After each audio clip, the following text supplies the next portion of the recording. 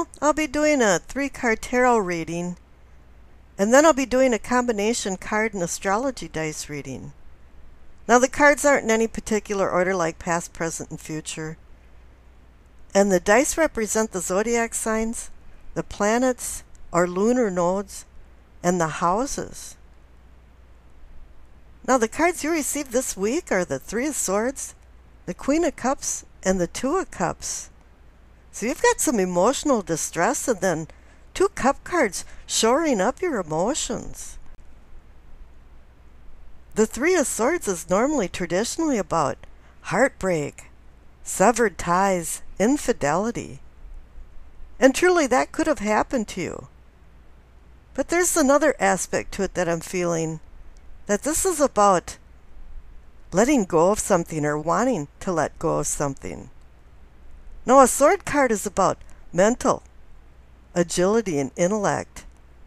And the heart that it's stabbing is about emotions and love. Something's been draining not only your mind, but your emotions. And this hasn't been serving you anymore. Maybe something happened that didn't work out quite the way you wanted it to. Or you had some preconceived ideas about things and were disappointed. Whatever it is, it's an emptiness or a void now that's been left inside you. If this already happened at any rate. But here the Queen of Cups is staring right at the 3 of Swords card. She's contemplating. This queen brings understanding and emotional control, emotional security, and a connection on emotional levels to other people. And maybe she's giving you a realization that things didn't quite work out the way they should have, or the way you think they should have. And now, maybe it's time to just let something go. There is an emotional attachment, though.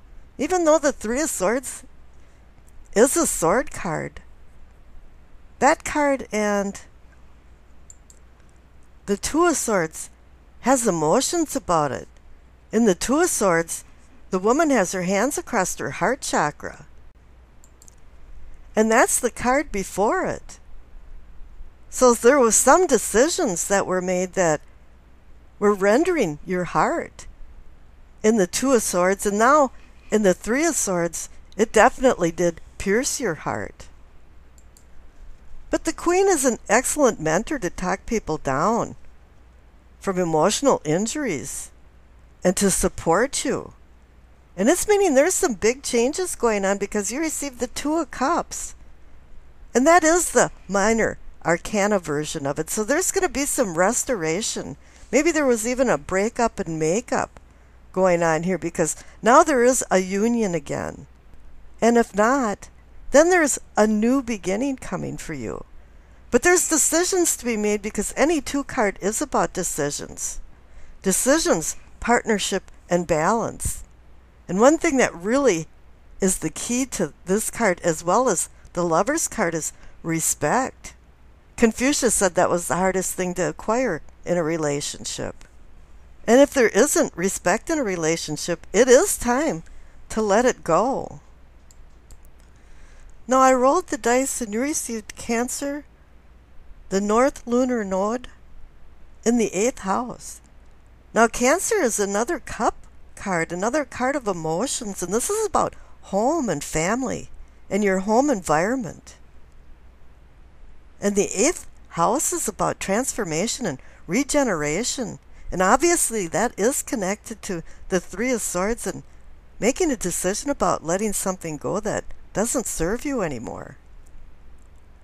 And with Cancer in the 8th house, this is about nurturing. And that connects right up to the Queen of Cups.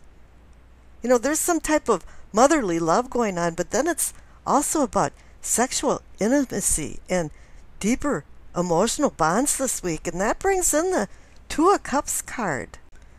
But Cancer does have the tendency of being a clingy kind of lover, and that can be smothering to some people, and that could bring in the 3 of Swords mode. There is a sensitive nature going on this week, and maybe the emotional pain involved in that is connected to the 3 of Swords. So be careful of that. Don't be too sensitive. Let things roll off your back. Don't fear that your needs aren't being met, because then you're going to go into your shell and isolate yourself and go into some insecurity that's going to fester some feelings.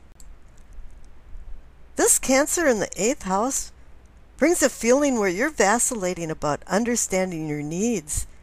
Or maybe you're feeling like other people are not understanding your needs. And you have to find a balance in this. I think it boils down to balancing between nurturing and being nurtured so the relationship can continue.